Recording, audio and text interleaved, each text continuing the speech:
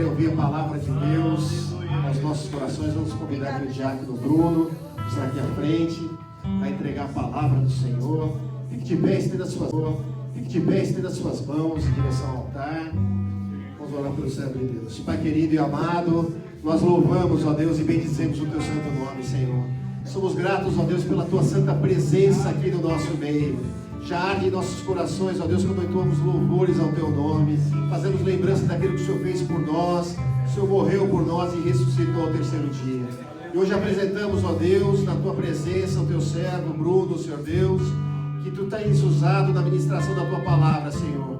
Tu venhas derramar sobre ele toda a autoridade do teu Espírito Santo. E no ministrar da tua palavra, Senhor Deus, sabendo que tu estás aqui presente, Senhor Deus, aproveita, Senhor, e cura, e salva, e liberta, e converte corações, batiza com o Espírito Santo, Senhor Deus, e restaura a alegria da salvação em nossas vidas. Abençoa o teu servo, dando toda a autoridade do teu Espírito, em nome de Jesus. Amém. Glória a Deus. Vamos receber o diácono com uma alegria.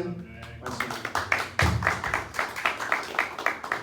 Senhor, amada igreja. Amém. Assim como você está, vamos abrir nossas Bíblias em Lucas, no capítulo 12. Glória a Jesus. Desde já eu quero agradecer a oportunidade de glorificar o nome do Senhor pela palavra que nós vamos ter. Aleluia. Agradecer ao pastor Will pela oportunidade. E dizer que de todas as minhas habilidades eu vou tentar expor aquilo que o Senhor colocou no meu coração, mas que mais do que as minhas habilidades, que o Espírito Santo de Deus possa estar falando ao seu coração. Amém? Lucas 12, nós vamos ao versículo 13. Se a sua Bíblia tem aqueles cabeçalhos, a minha está intitulada A Parábola do Rico Tolo. Em outras traduções está dizendo Jesus reprova a avareza. Vamos à palavra então. Nesse ponto, um homem que estava no meio da multidão disse a Jesus: Mestre, diga a meu irmão que reparta comigo a herança. Mas Jesus lhe respondeu: Homem, quem me nomeou juiz ou repartidor entre vocês? Então lhes recomendou: Tenham cuidado e não se deixem dominar por qualquer tipo de avareza, porque a vida de uma pessoa não consiste na abundância dos bens que ela tem. E Jesus lhes contou ainda uma parábola dizendo: O campo de um homem rico produziu com abundância. Então ele começou a pensar: Que farei, pois não tenho onde armazenar a minha colheita? Até que disse: Já sei, destruirei os meus celeiros, construirei outros maiores, e aí armazenarei todo o meu produto e todos os meus bens. Então direi à minha alma: Você tem em depósito muitos bens para muitos anos, descanse, coma, beba e aproveite a vida. Mas Deus lhe disse: Louco, esta noite lhe pedirão a sua alma, e o que você tem preparado, para quem será? Assim é o que ajunta tesouros para si mesmo, mas não é rico para com Deus. Amém. A igreja pode tomar assento. Amém. Glória a Deus. Essa palavra ela é feita em duas partes. Nós temos uma primeira parte onde Jesus estava ensinando e um homem faz uma pergunta em relação à herança dele. E a segunda parte é um outro homem, o homem da parábola, o homem do rico tolo. Ele é chamado como rico e tolo. E logo de cara nós vamos ver que o tema dessa parábola é onde nós devemos colocar o nosso coração. Jesus tem a dizer sobre os bens materiais. Mas nessa manhã, existem alguns tópicos adicionais que o Senhor me chamou a atenção por essa palavra. E se você parar para observar, nós vamos ver que nós temos, às vezes, muito mais em comum com esses dois homens do que a gente gostaria. Então, nós vamos abordar essa palavra em 3 pontos principais. O primeiro ponto é a idolatria do homem que interrompeu Jesus. Veja, ele estava frente a frente com Jesus, mas com a cabeça na herança. O segundo ponto era o redirecionamento de Jesus através de um não. Nós vamos ver que Jesus, ele não dá uma solução para ele, mas dá algo muito maior, né? Uma lição, um redirecionamento do coração, algo que aquele homem realmente precisava. Não só resolver um problema da herança, mas algo muito maior que era chamada a atenção, que ele precisava estar redirecionando. E o terceiro ponto, a gente vai ver a falta de propósito do rico tolo, né? Através dessa parábola, o monólogo dele de eu faço isso, eu faço aquilo, e por fim a sentença. E Jesus aqui, ele chama atenção para a avareza. Em outras traduções eles falam a cobiça, em outras traduções eles falam a ganância. A avareza, você tem algo e você retém ela. A ganância, você quer sempre algo melhor. Você tem algo, mas você sempre quer algo maior. E a cobiça é você não tem algo, você está de olho no do outro. Não importa qual é a palavra que existe aí na sua Bíblia, a raiz de tudo mal é o mesmo, é possuir. É algo que a pessoa quer possuir, que este homem queria possuir e que ele não tinha. Seja aquilo que ele possui e não quer repartir, aquilo que ele possui, mas ele quer sempre mais, ou aquilo que ele talvez não possua, mas queira possuir. A raiz do problema desse homem, ele era sempre o mesmo. Mas aqui na minha tradução está a avareza, e eu acho que ela encaixa bem, porque depois nós vamos ver que na parábola do homem rico, que o campo dele produzia com abundância. Então ele tinha algo, né? Ele tinha algo, mas o problema dele é que ele retinha, né? Ele tinha um apego excessivo àquilo que ele tinha, marcado pela relutância em gastar. E olha só que interessante, você pode ser avarento nem sem ser rico. Você pode não ter nada, você pode ter só um pouquinho. Não sei se você já viu aqueles programas de TV onde as pessoas fazem mirabolantes estratégias para salvar dinheiro, para guardar dinheiro, elas gastam um tempão tirando embalagem, usando todos os papéis alumínios de todas as embalagens para não poder comprar o papel alumínio. Isso aí é uma questão de avareza. A pessoa pode nem ser rica aos nossos olhos humanos, mas ela é avarenta. Ainda naquele pequenas posses que ela tem, a pessoa ainda retém. Então nós vamos ver que essa palavra não é uma palavra que só aplica para quem, né, o rico tolo, ou para quem que tem muitos bens. É para todos nós. É para um coração que tem a tendência de se desviar para aquilo que o mundo nos oferece. Então esses dois homens em Lucas, eles são um retrato de avareza, né? O primeiro, ele estava tão preso à herança que não conseguiu enxergar Jesus diante dele. Frente a frente com o mestre, podendo perguntar aquilo que ele podia. Você tem noção disso? Você tem noção de que ele está frente a frente com Jesus, mas está com a cabeça tentando resolver a herança? E o segundo, ele estava tão preso aos celeiros dele, que ele não conseguia enxergar o próximo ao lado dele. Nos dois casos, a avareza fez a mesma coisa. Fechou o coração para Deus e para o próximo. E nesse culto de missões, nós vamos ver que o missionário, ele é a antítese do avarento. Enquanto o avarento retém, o missionário entrega. Enquanto o avarento constrói para si, o missionário, ele constrói para o reino. E o avarento pergunta como é que eu seguro o que é meu, enquanto o missionário pergunta como é que eu dou o que Deus me deu. Amém? Louvado seja o nome do Senhor. Então nós vamos ver aqui no começo, esse homem, a Bíblia nos diz no versículo 1, que havia milhares de pessoas nessa ocasião. As pessoas estavam até passando por cima de umas outras. E Jesus, nos primeiros versículos, do versículo 1 até o 13, ele está ensinando verdadeiras lições espirituais. Ele está falando como é que nós temos que ter o nosso relacionamento com Deus, como é que nós temos que entender a seriedade de Deus. Ele fala sobre aceitar Jesus e rejeitar Jesus, né? E aí, no meio de tudo isso, a Bíblia nos diz que nesse ponto um homem que estava lá parou Jesus e disse: mestre, diga a meu irmão que reparta comigo a herança. E nós vamos ver aqui que existem algumas coisas assim absurdas até do nosso ponto, né?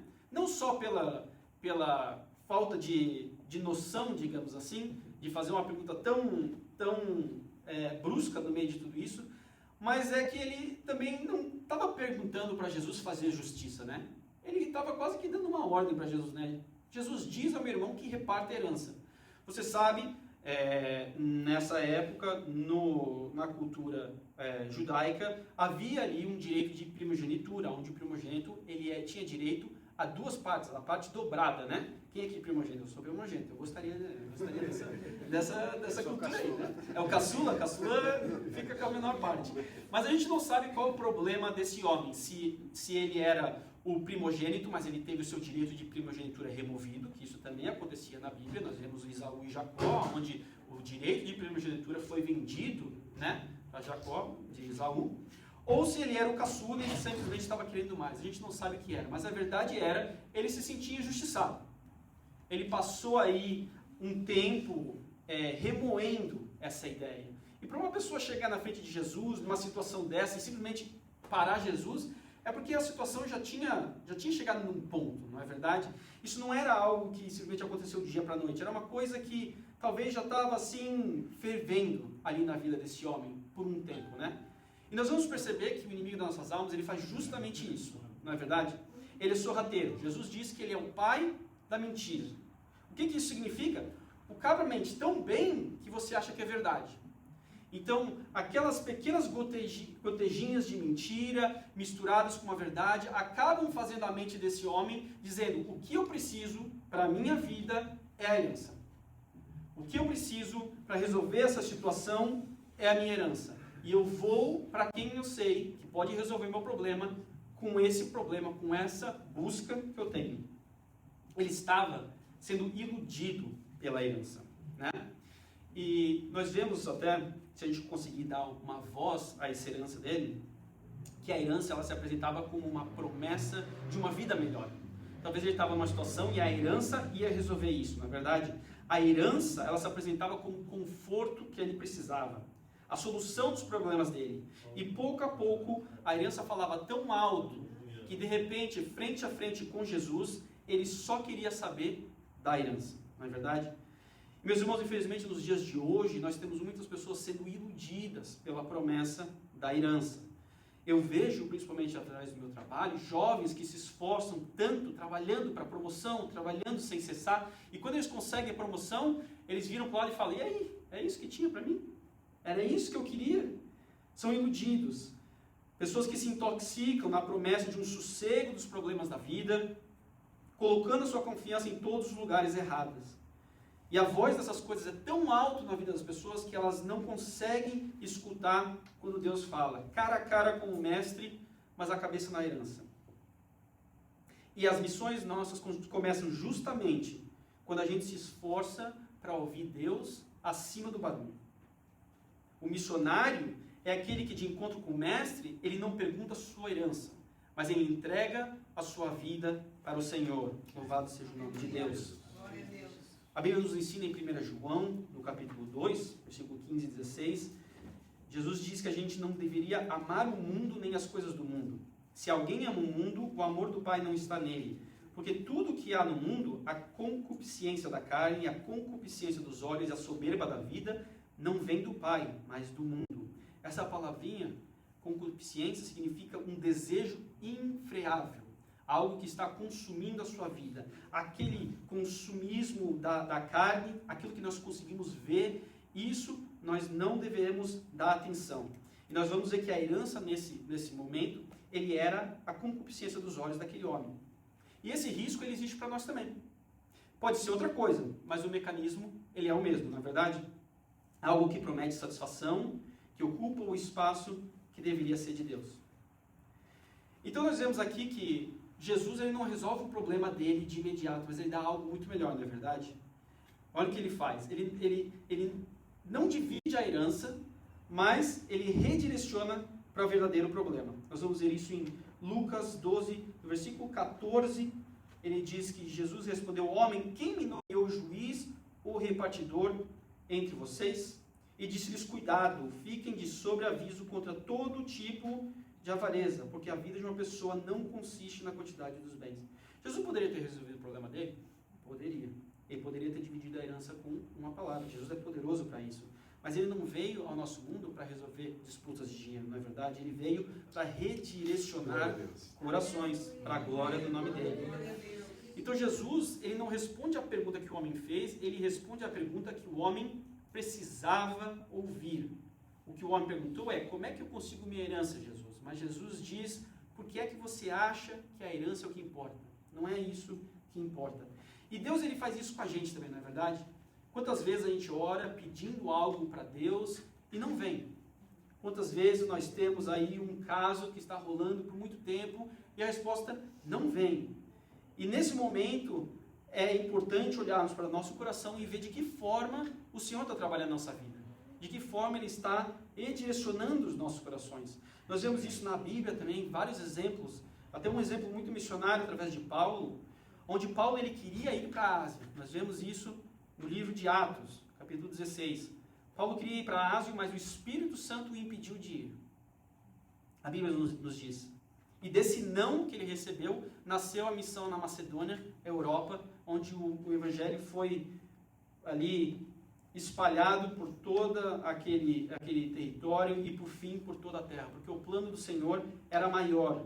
Glória a Deus. Nós vemos isso também na vida de José, lá no começo da sua Bíblia, em Gênesis, onde ele foi vendido pelos irmãos, ele virou escravo, ele foi preso, e com cada não, com cada situação negativa, com cada lugar onde ele se achava, derrotado, Deus estava posicionando ele para algo maior. Aleluia. Provérbios nos diz que o coração do homem planeja o seu caminho, mas o Senhor lhe dirige os passos. Amém. Louvado seja o nome do Senhor. E esse ponto ele fala muito ao meu coração, porque recentemente eu fiz uma entrevista de trabalho. E a forma como isso chegou para mim, eu sabia que era de Deus. Eu estava lá, tranquilão, fazendo o meu trabalho, até que eu recebo uma mensagem de alguém que eu não falava há muito tempo, alguém que eu trabalhava 10 anos atrás. Ele falou: meu amigo, eu comecei num lugar novo e eu queria conversar com você. Ele não falou lugar, ele mandou mensagem, eu mandei mensagem para ele, falei: beleza, vamos conversar amanhã então. E aí, a gente tenta o Senhor às vezes, Eu olhei para a Mayara e falei: amor, ele começou num lugar novo. Se ele está nesse lugar X, eu sei que é de Deus. E fui dormir. Outro dia, tem uma reunião com ele, estava falando dele com a webcam, falei: então, como é que você está? Tudo bem, beleza? Então, meu amigo, eu comecei na empresa X, eu já me tremi tudo. Falei: meu Deus, é a oportunidade de Deus, eu sei, a confirmação, vamos nessa, vamos aí. Eu me preparei, irmão, fiquei 2 semanas me preparando, tentando fazer meu trabalho com excelência, e passei pelo processo seletivo, eram 6 horas de entrevista em 2 dias, um processo bem extenso, e apesar de todo o nervosismo, eu achei que eu fui bem, certo? E aí no dia seguinte, ele marcou uma reunião comigo novamente para falar sobre essa oportunidade, e foi muito engraçado, irmãos, que eu estava olhando no meu telefone, esperando 1 minuto dar para a ligação, e eu fechei meus olhos e falei: Senhor, abre essa porta. E eu vi muito claro na minha mente: não. Não. E não era algo audível, era como se fosse um pensamento muito forte que veio à minha mente. E naquele momento eu sabia que não ia dar certo. E aí eu fiz a ligação com ele, e ele falou: olha, isso aqui foi muito bem, isso aqui foi muito legal, isso aqui foi muito positivo, mas essa aqui não deu certo, aqui não foi muito bem, aqui você faltou um sinal, infelizmente dessa vez a gente não vai. Então você vê, mesmo quando eu estava convencido que era a mão de Deus na minha vida, que aquela porta iria se abrir, eu falei, agora eu acho que vai, me preparei, e o Senhor disse não. E é assim na vida do homem, não é verdade? Às vezes o Senhor nos diz não e às vezes é doído, mas a gente tem que perseverar, porque no final das contas a gente pode até planejar o nosso caminho, mas é o Senhor que dirige os nossos passos, não é Deus? Então, eu estou tranquilo, eu sei que o Senhor tem algo muito melhor na minha vida, Vou ter uma outra oportunidade daqui a algumas semanas e vamos lá para a glória de Deus, amém? Então aqui Jesus deu um não e fez uma advertência, mas ele não parou para aí. Porque o nosso mestre, ele não deixa as coisas assim pela metade. Ele começa com uma parábola, para ilustrar o perigo. E aí você vê, para Jesus parar o que ele estava fazendo, para ele começar a redirecionar o coração, e ainda contar uma parábola, é porque isso aqui é importante. É porque ele sabia que nós íamos precisar dessas lições. Não só com um não em redirecionamento, mas também com um exemplo, certo? Algo que falasse muito claro aos nossos corações. O campo de um homem rico produziu com abundância, e ele começou a pensar: que farei, pois não tenho onde armazenar a minha colheita. Veja o seguinte, pela métrica humana esse cara era abençoado, e até aqui estava tudo bem. Até aqui não existia um erro. O campo dele produziu com abundância. Louvado seja o nome do Senhor. Bom administrador, o que eu vou fazer com isso? Vou fazer um segundo celeiro. Abençoado seja o nome do Senhor. Até aí está tudo bem. Mas apesar de toda essa bênção que a terra produziu, os negócios prosperaram e os celeiros estavam cheios, Deus chama ele de louco. Ele usa uma palavra no grego que não significa ignorante, mas alguém que vive sem um raciocínio moral, sem a consideração por Deus. O louco bíblico aqui, ele não é burro. ele é o que constrói brilhantemente, mas na direção errada. É como se fosse um engenheiro que constrói uma ponte maravilhosa, mas que não dá em lugar nenhum. Ou alguém que tem a criatividade de resolver um problema das melhores das suas habilidades, mas é um problema que não importa, né? E aqui nós vemos que o problema dele não era que ele era rico, abençoado, mas era que o propósito dele estava no lugar errado, certo? Ele era um camarada ambicioso. E nós temos hoje na nossa igreja talvez um tabu com relação à palavra ambicioso, porque ela está muito ligada à ganância, não é verdade? A pessoa que nós temos como ambiciosa é aquela pessoa que sempre quer mais, sempre quer mais. Mas o Senhor nosso Deus, Ele nos deu criatividade. Antes mesmo da queda, Ele nos colocou lá para Adão para multiplicar a terra, para dar nome em todos os animais. Olha a ambição que Deus tinha para Adão. Grandes projetos. A ambição, você sabe a relação da ambição e do propósito? A ambição é o nosso motor. É aquilo que nos dá energia para querer mais, para construir mais, para chegar lá. Mas o propósito, ele é o destino. E quando essa ambição se submete a algo maior de você, aí você está no lugar certo. E não era o caso desse homem. A ambição, ela pergunta, o que eu quero construir? Mas o propósito é o que Deus me chamou para construir. Amém? O rico tolo, ele tinha ambição de sobra. Ele queria construir celeiros, ele queria fazer o gerenciamento da sua terra, mas ele não tinha propósito. Ele viu a colheita, ele fez planos, ele tomou decisões, ele era eficiente, mas toda a energia girava em torno de si. Era um motor potente rodando do ponto morto. E repare aqui um monólogo. Repare aqui que ele diz, quantas vezes ele fala a palavra meu e minha nesses capítulos. Que farei, pois não tenho armazenar a minha colheita. Até que disse, já sei, destruirei os meus celeiros, construirei os maiores e armazenarei todo o meu produto e os meus bens, então direi a minha alma. Ele era um homem que ele conversava sozinho, né? Ele não consultava Deus, ele não mencionava o próximo, ele não agradecia pela colheita, ele só tinha ausências na vida dele. De que forma? Número 1, ausência de gratidão. Não reconhecendo que a colheita vem de Deus. Ausência de consideração pelo próximo. Aquilo que ele tinha, ele queria reter, ao invés de compartilhar. E o pior de todas é a ausência de perspectiva eterna.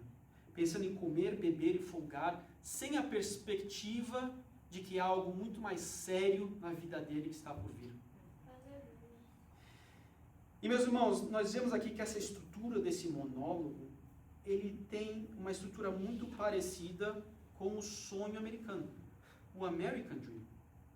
O American Dream, ele diz que se você estiver nessa terra, você vai ter oportunidades. Basta você querer, basta você trabalhar.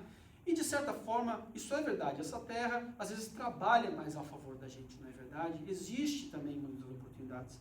Embora que, nos últimos tempos, como imigrantes, nós vemos que a coisa está mais difícil, né, irmãos? Não é como 80, 100 anos atrás, né?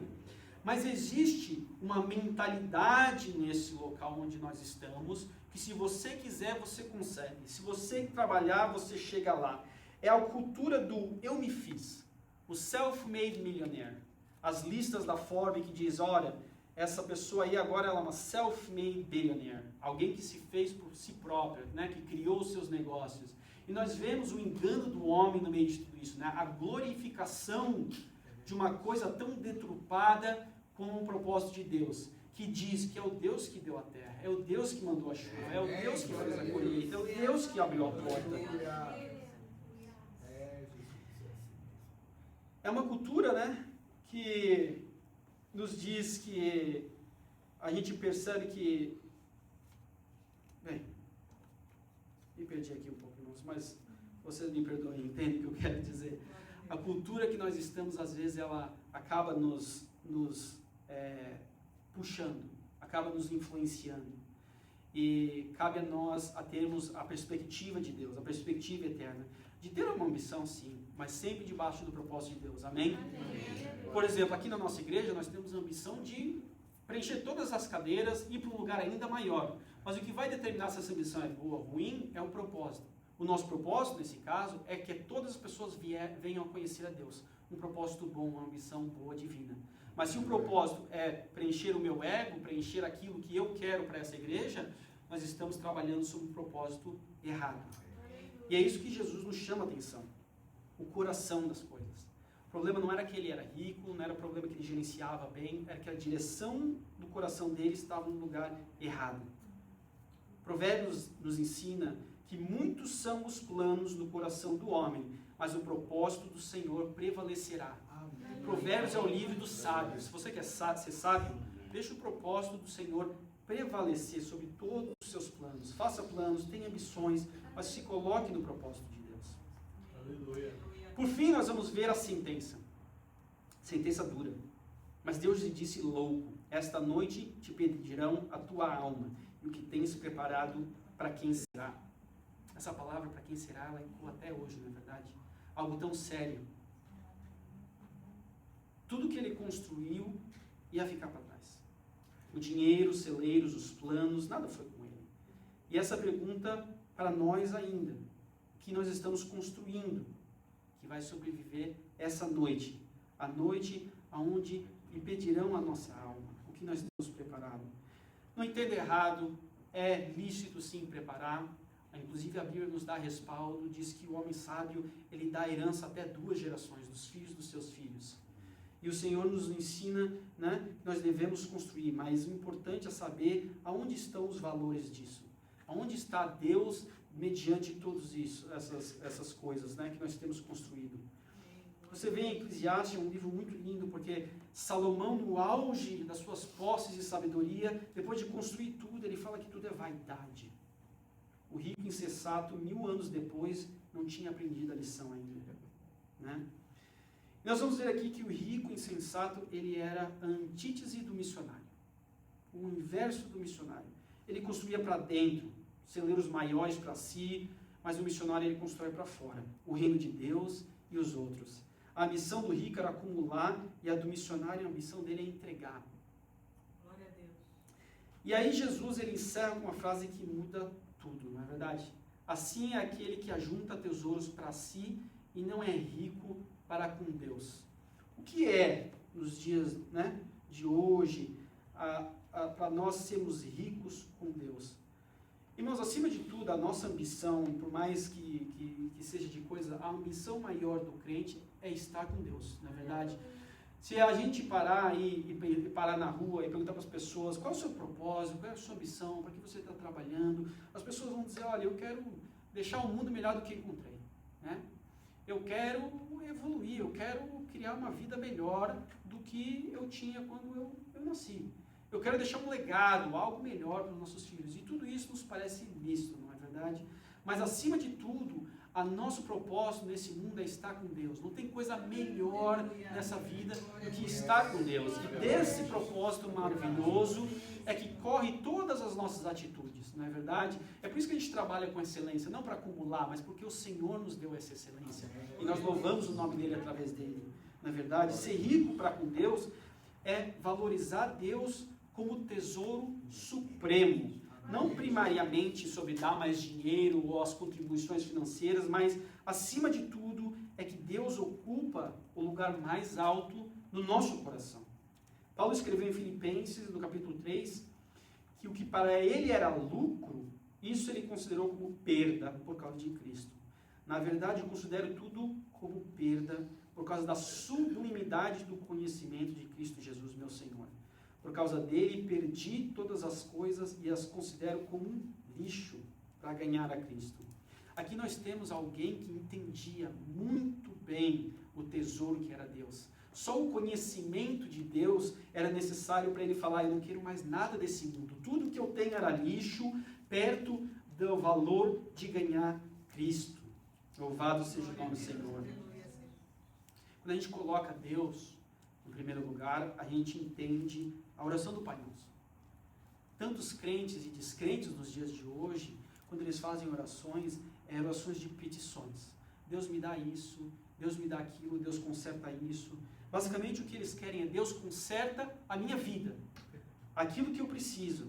E esquecem que o Pai Nosso começa como: Pai nosso que estás no céu, glorificado seja o nosso nome, venha a nós o teu reino. Um coração, uma petição missionária. Deus, vem o teu reino, o pão fica para depois, o conserto da minha vida fica para depois. E era esse o pedido do homem da herança. Deus, conserta a minha vida, eu tenho uma herança, eu preciso dela. Ser rico para Deus é ter um relacionamento com Deus, onde nós colocamos Ele como tesouro. Ser rico também em generosidade, é lícito. Abrir as mãos ao invés de manter os punhos fechados. Ser rico também em fé, onde nós confiamos em Deus, apesar de todas as nossas circunstâncias. Ser rico em investimentos eternos, nós lemos hoje, manter tesouros no céu, construir aquilo que dura. E ser rico em disponibilidade, um coração que diz, envia-me a mim, Senhor. Você vê em Abacuque, no capítulo 3, que ele diz que mesmo que a figueira não floresça e nem haja fruto na vide, ainda assim eu me alegrarei no Senhor. Exultarei no Deus da minha salvação. O Abacuque, ele nega perfeitamente o rico insensato. Alguém que era rico e tinha o celeiro cheio, mas tinha a alma vazia. E Abacuque tinha o celeiro vazio, mas o coração era cheio de Deus. Isso é ser cheio do Senhor e ter Ele como tesouro. Então eu quero começar a encerrar, meus irmãos, e voltar à pergunta que Jesus nos fez. O que tem preparado para quem será? E nos dias de hoje nós temos ao nosso redor pessoas que têm ambição, pessoas que estão colocando a sua vida em todos os lugares errados, não é verdade? Pessoas que precisam ouvir do Evangelho de Deus. Pessoas que, assim como aquele homem da herança, não entenderam que o problema maior dele não era a herança, que o problema maior dele era uma sentença de morte que estava sobre a vida dele. O erro maior que ele tinha é não entender que ele era um pecador que precisava de Jesus, não é verdade? E assim como esse homem, nós temos várias pessoas ao nosso redor que estão focando na sua vida, focando nos seus negócios, pessoas assim, ainda mais nos dias de hoje, né? A época dos influencers, onde as pessoas querem sempre retratar uma imagem de sucesso maior do que a que elas têm. Nós temos uma vangloriação aí do ser próprio, de conseguir mais, de alcançar mais. E para que era tudo isso? O que eles têm preparado para quem será? O problema maior que nós temos nesse mundo é a sentença de morte que está sobre a vida de cada um. A sentença de morte que só o Jesus que nós conhecemos é que pode salvar, é que pode retirar.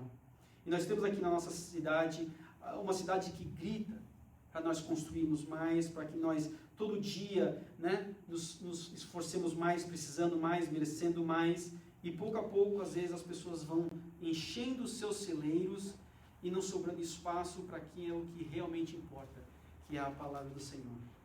Glória a Deus. E talvez até aqui, né, nós estejamos frustrados, talvez com uma porta fechada, talvez com coisas que não estejam saindo como a gente planejou. Mas tenha bom ânimo, sabe que Deus não te esqueceu.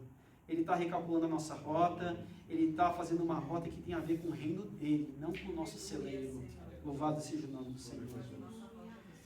Talvez você percebeu que você está vivendo esse monólogo, não é verdade? Que o homem também vivia, construindo, planejando, decidindo. E a partir de hoje nós precisamos chamar Deus mais perto. Senhor, é por aqui? É isso que o Senhor tem para a minha vida? Talvez a gente esteja passando por uma porta fechada, confuso, questionando, e nós devemos confiar no redirecionamento de Deus. Deus não está impedindo nós. Yes. Deus não está nos impedindo, mas Ele está redirecionando, nos preparando para algo que a gente talvez não enxergue. Sabe, eu vi uma frase do pastor John Piper nas redes sociais, que ele dizia assim, que a oração, ela não é uma linha, que a oração é uma linha de comunicação em tempos de guerra, não um interfone para o mordomo. Que nós estamos em guerra pelo reino de Deus. E a força do missionário é um coração que coloca Deus no trono primeiro. Igreja em Los Angeles, a gente não veio aqui só para buscar, mas nós fomos enviados por Deus. Louvado seja o nome do Senhor. Que a partir de hoje nós possamos perguntar, Senhor, de que forma o Senhor quer nos usar aqui? Que nós possamos deixar de lado, talvez, a voz dessas coisas que gritam tanto na nossa mente e entender, Senhor, Tu és o meu maior tesouro. Senhor, obrigado, Senhor, por salvar a minha vida. Aquilo que eu tenho nessa terra, que o Senhor use, que o Senhor multiplique e que o Senhor nunca deixe o nosso coração desviar para aquilo que não é o Teu propósito para a honra e glória do Senhor. Agradeço a oportunidade, irmãos, e deixo essa palavra para a nossa reflexão nos dias de hoje, para a honra e glória do Senhor. Amém. Glória a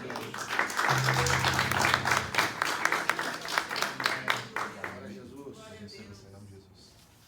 Glória a Jesus. Tem um hino da harpa, eu vou cantar esse mesmo que eu falei, tá claro, mas tem um hino da harpa que diz assim: posso, tendo as mãos vazias, com Jesus eu me encontrar. Nada tenho e vão-se os dias que eu possa apresentar.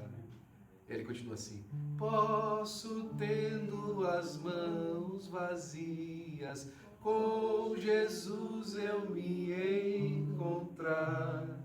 Quantas almas poderia ao Senhor apresentar? Será que quando a gente chegar no céu a gente vai poder mostrar para o Senhor o nosso CNPJ para Ele? Está aqui, Jesus, o CNPJ da empresa que eu abri lá no Brasil. Está aqui o IN, né? O número federal de inscrição da nossa empresa. Está aqui, ó. Senhor, esse aqui é o meu 401k, não é? Está aqui o meu imposto de renda, não é? Aqui, ó, estou apresentando o Senhor o meu imposto de renda para o Senhor ver quanto é que eu recebi, quanto é que foi. Será que isso que é o céu quer saber? Será que é isso que Deus está olhando para o nosso coração? Eu quero ruminar com você um minuto antes de orar por você, daquilo que o nosso irmão, com tanta graça de Deus, nos apresentou. E se ele me permite, cutucar ele um pouquinho só, botar esse homem para pregar aqui é difícil. E eu sei, cada vez mais, quando eu ouço nosso irmão pregar, o porquê que Deus tem insistido com a vida dele. Sabe, uma das maiores prêmios que Deus nos dá no ministério não são os templos que a gente constrói ou os lugares que Deus nos dá a permissão de visitar e ver. O maior prêmio que Deus nos dá é enxergar as vidas edificadas no Senhor. Você sabe que eu vou ficar muito feliz o dia, conforme o tempo vai passando, não que simplesmente os meus filhos graduem em ótimas escolas ou alcançam lugares grandes na sociedade, mas é conforme o tempo deles vai passando e você vai percebendo que aquilo que você plantou na vida deles está edificando, está aparecendo. Você já percebeu que a maioria dos pais aplaudem os filhos pelo sucesso deles? Não simplesmente pelo sucesso que eles teve, mas porque aquilo representa que aquilo que você plantou no coração dele deu certo. Quando o patrão chega para ele e elogia o seu filho e fala assim: nossa, seu filho é excelente funcionário. Você não pensa que o filho é um excelente funcionário porque ele está ganhando bem. Você pensa que ele é um excelente funcionário porque alguém reconheceu que o padrão de vida que você colocou e plantou no coração dele deu fruto para que a conduta dele fosse reconhecida. Eu fico feliz que eu até cutuquei o Raul ali e comentei, né? Deus nunca se envolveu, Jesus nunca se envolveu com esses lados que a gente coloca para nós, né? Eu venho de uma posição teológica, filosófica, muito conservadora. Eu e você somos assim como brasileiros. E a gente vive no meio de uma época, de um tempo muito liberal, não é? A grande discussão hoje em dia é: você é comunista ou é capitalista, não é? E Jesus, quando foi indagado pela herança de alguém, falou assim: olha, eu não estou nessa. Eu não vou aqui ninguém mandar dividir a herança de ninguém, eu não sou comunista não. Mas também é o seguinte: Eu também não aprovo avareza de coração nenhum. Eu também não estou aqui interessado para que você acumule mais do que todo mundo. Deus nunca se envolveu com isso. Os céus não estão olhando para a nossa conta bancária, Ele está olhando para a nossa qualidade de crente. Você está aqui nessa manhã reunido comigo, Deus está celebrando pelo nosso coração devotado a Ele, não pelas nossas ambições terrenas. Quando a Bíblia fala que Deus se interessa pelo nosso coração, é porque Deus realmente está olhando aquilo que permeia a nossa vida, aquilo que está no centro da nossa vida. O texto que nosso irmão leu nessa manhã, ele chama tanto a atenção para nós sobre como é que nós temos enxergue, como é que nós temos olhado, percebido aquilo que Deus tem trazido para nós.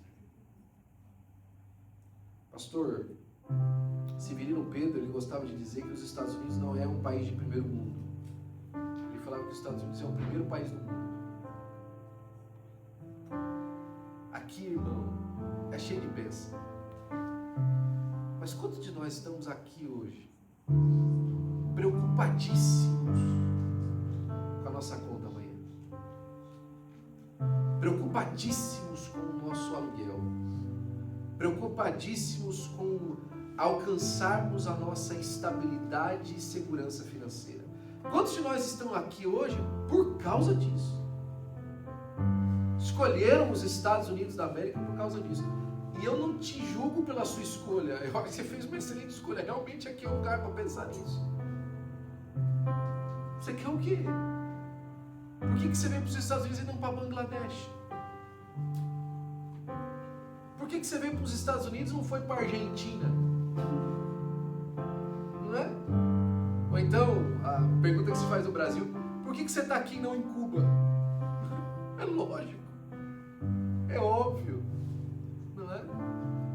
A plantação vai ser abençoada, não é? Você vai ter que destruir o celeiro e construir maior. Mas não folga a sua alma e diz que você está agora abastecido, não, porque o seu abastecimento vem da parte de Deus. A sua glória é a vida do Senhor na sua vida. A sua alegria é a alegria do Senhor no seu coração. Ele podia muito bem ter construído templos maiores e celeiros maiores e falar assim: agora eu vou poder contribuir mais com as pessoas que estão em volta de mim. Ele podia ter feito isso. Ele podia ter feito um grande celeiro e falar assim: agora eu vou poder finalmente ajudar o meu irmão que estava pedindo a herança dele que não estava alcançando. Mas ao contrário, ele falou assim: agora ninguém me incomode. Tem um artista americano que no centro da música dele ele fala o seguinte: quando eu tiver meu dinheiro, aí você não vai poder me falar mais nada. Aí você não vai poder mais dizer nada pra mim. Quando eu tiver condição, aí eu quero saber quem é que vai me enfrentar. Não. Entrega suas torres para Deus hoje. Deixa Deus cuidar de você. Deixa Deus cuidar de você na sua vida. Essa empresa aí que o Bruno contou, na semana seguinte foi hackeada. Pegaram todos os maiores prêmios que eles tinham lá na empresa deles e colocaram na internet. Tá todo mundo copiando deles agora. E eu falei para ele: foi por causa de você. Irmãos, Deus tem o seu jeito de cuidar de nós, na verdade. Deus tem um jeitinho dele de nos guardar. Não é? Último testemunho para mim orar por você. Um dos maiores trabalhos que eu e a Ana tem enquanto pais é cuidar da saúde da Sarinha. Sarinha, você sabe, tem diabetes tipo 1 e isso requer da gente um estresse um pouquinho maior, não é? Fora os outros, né? Com a criação deles. Mas, no meio de tudo isso, essa semana a gente levou eles para passear, Spring Break, na sexta-feira a gente levou eles no parque. E os parques da Califórnia diz que quando você tem um problema assim de saúde, você pode ir na fila expressa. Então você não precisa esperar na fila para ir nos brinquedos. Então, no meio da dificuldade, Deus usa a dificuldade para te dar descanso. No meio do problema, se você for fiel, Deus vai usar um problema para te trazer descanso. Olhe as situações difíceis da sua vida e enxergue elas como uma oportunidade de Deus manifestar o seu poder. Aquele homem podia ter chegado para Jesus lá no começo e falou: Senhor, a minha herança não dá, meu irmão não quer, mas Senhor, tudo que eu tenho está na sua mão, me ajuda. Abre a sua mão para mim, Senhor. Ele podia ter chegado como cego de Jericó, não foi? Com Bartimeu. O que você quer, meu filho? Ah, Senhor, me dá uma esmola maior aí, me dá uma cana, quem sabe um cão guia, faz uma propaganda minha. Ele falou: eu quero ver. Eu quero ver.